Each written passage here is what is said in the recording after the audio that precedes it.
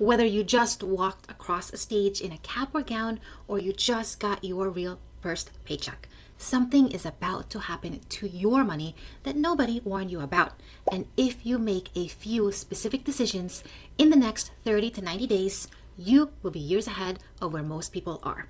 I need about 12 minutes of your time before you spend your money on anything. I'm Catherine Agupchan. I am the creator of the Secure First Money Method, a 5-stage framework for doing money in the right order. And I'm an older millennial, which means I was one of the first generations to navigate all of this money stuff without a guide. No personal finance TikToks, no YouTube walkthroughs. We got student loans we didn't fully understand. We received credit card offers before we knew what APR meant, and we looked at benefit enrollment packets and wondered what we should do. When my younger sister graduated and started her own journey right after COVID, my other sister and I became her guide. We sat with her and we went through it together. The benefits packet, the loan servicers for her student loans, which credit card offers made sense. This is the goal of Sisters for Financial Independence. And in today's video, everything I'm about to tell you is what I told her. And I'm telling you this because the decisions you make in the next 90 days will compound for better or worse for years to come. And I want you to be prepared. Here's what graduation actually is. Financially, our reset window. Your expenses haven't had time to inflate to match your new income yet. Your habits haven't calcified, and you haven't signed up for the things you'll regret later. Right now, before the first paycheck clears, and before anyone talks you into anything, you have an opportunity to set the foundation right. So in this video, we are making 5 moves. Do them in this order, and everything else comes after. Move number 1. Know what you actually take home. Your offer letter has a number on it. Your direct deposit will have a different number. That gap is your first financial reality check, and it surprises almost everyone, including people who knew it was coming. FICA, Social Security, Medicare, federal income tax, state income tax, benefits premium if you elected health insurance. By the time those come out, you might be looking at 20 to 35% less than the number you've been telling people. That is not a mistake. That's how this works. But you need to know the actual number before you make a single spending decision. And if you're a recent high school grad starting your first job, this applies to you right now, today, with your very first paycheck. Before you make plans for that money, know what's actually there. So your action item, wait for your first full paycheck. Write down the net number, not the hourly rate, times 40, times 4, the number on the deposit. That's what you need to work with. That is stage 1, secure. Know your number. You cannot build anything real until you know your actual baseline. Move number 2, don't pay your student loans just yet, but know everything about them. If you graduated from a 4-year college with student loans, and statistically, most of you probably did, you have a 6-month grace period before your first payment is due. Now, most people either ignore this window entirely or rush into a payment plan without understanding what they're agreeing to. Here's your move instead. Don't make a payment just yet. I know, hear me out here. Use this time window to know everything about your student loans, who your servicer is, what your total balance is across each one of your loans, what interest rate you have on each loan, and what repayment plan options are available to you. Is it standard, income driven, or something else? And whether you qualify for any kind of forgiveness programs based on your employer. Unfortunately, your servicer is not going to call you and explain your best option.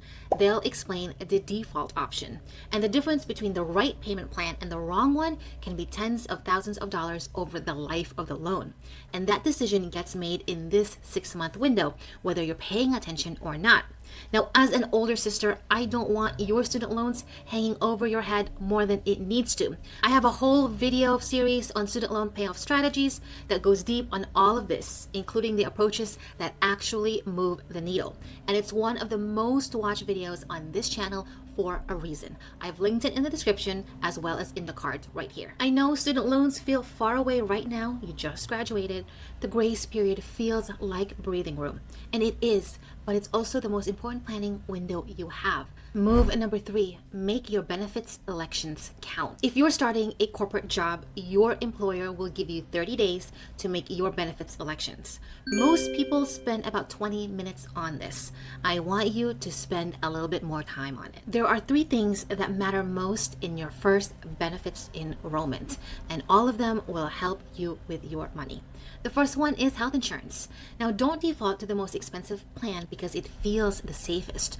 Run the math. If a high deductible health plan is on the table, look hard at the HSA, the Health Savings Account. It is the only triple tax advantage account in the US tax code.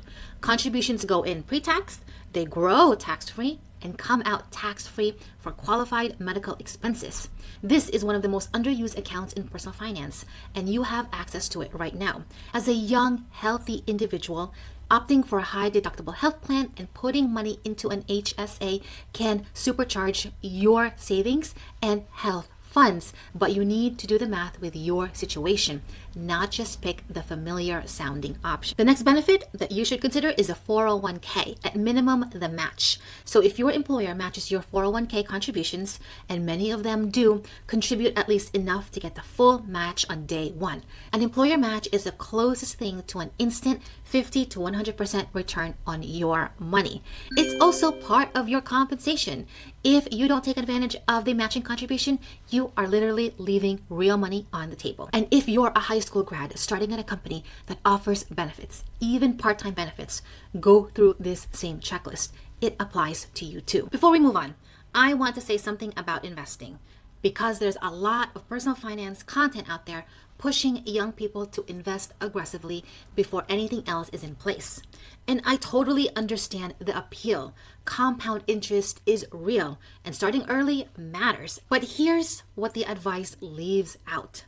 I have watched people, good, hardworking people, contribute heavily to investment accounts in their 20s and 30s without an emergency fund underneath it, without the debt handled, without the foundation set. And then something happens. A job loss, a medical bill, a divorce, a family crisis, and they have no liquid savings to absorb it. So they pull from the retirement account, which means early withdrawal penalties, taxes, the compounding they spent years building, interrupted, and sometimes permanently. I don't want that for you. The foundation has to come first. Not because investing doesn't matter, it does, and we will absolutely get there, but because investing without a foundation doesn't build wealth. It builds a fragile system that collapses every time life gets expensive, and life will definitely get expensive. In the Secure First Money Method, investing lives at stage 5, grow. Not because it's unimportant, but because it's the work you do after stages 1 through 4 are in place. The 401k match we just talked about is the one exception. That's capturing a guaranteed return before someone else takes it. Everything beyond that match can wait until the foundation is solid. I want to share with you a bonus benefit that I want you to look into.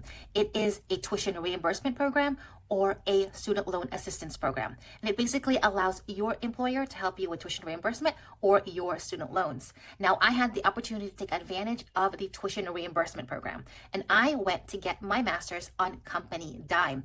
That not only saved me from student loans, but it also allowed me to supercharge my income because I was able to earn a higher degree and without the debt with it. So make sure you check your benefits for that specific option.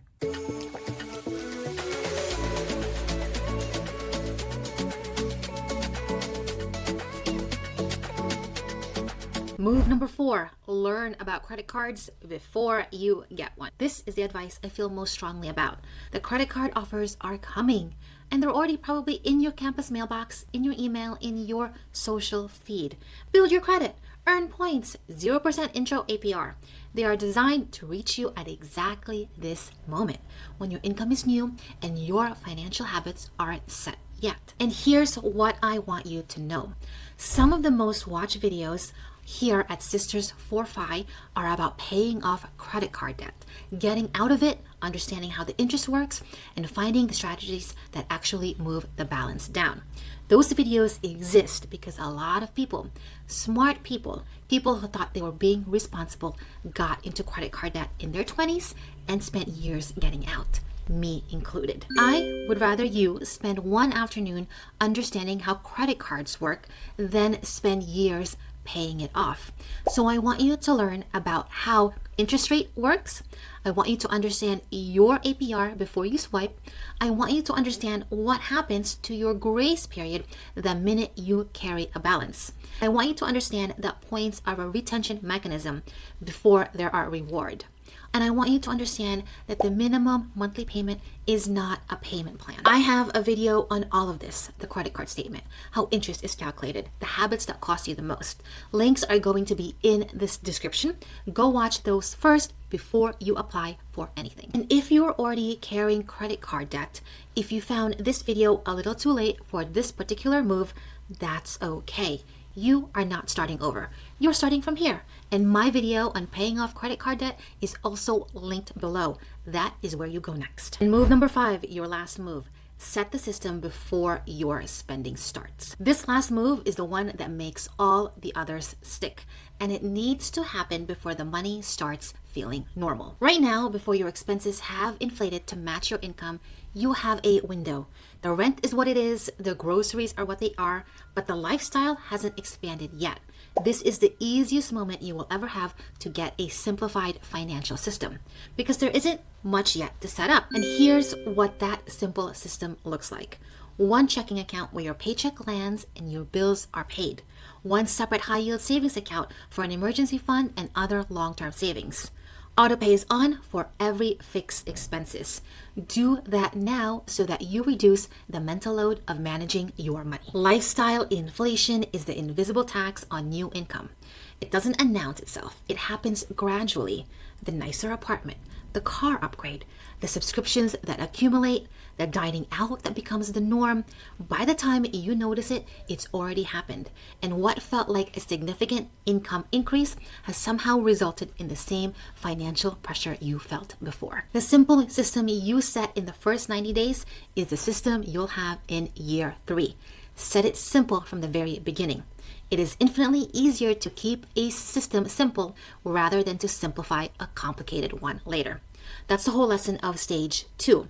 And you have the chance to do it before the complexity starts. In the next video in this series, I am doing a full money map walkthrough, the exact system setup, step by step. That one's going to come very soon, and it picks up exactly where this one ends. So don't forget to subscribe, and it'll be linked in the description when it's ready. And if you want a specific answer to what accounts should I actually open right now, I made a video for that too. It's called the 5 money accounts every 18-year-old needs, and it gives you the exact account structure to build on, explained in plain language. And whether you're 18 or 28 and starting fresh, the accounts in that video are the ones that matter. Links in the description. Here's the thing about these 5 moves. None of them feel dramatic. There's no big transformation moment, no number that changes overnight, and likely no Insta-worthy post. What you're building is a foundation, and foundations don't look impressive from the outside. They just hold everything else up. I am proof that this works, not in theory, in practice. Over decades, the family I've built, the stability I have, it started with getting the foundation when the window was open. You have that window right now. You just graduated. Congratulations.